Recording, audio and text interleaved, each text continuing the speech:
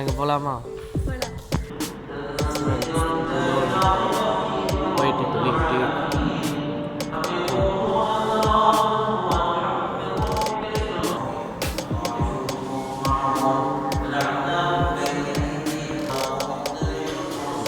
ஜமாத்து மஸ்ஜித். Friends tea குடிக்க போகலாம், வாங்க போகலாம். என்ன கடை?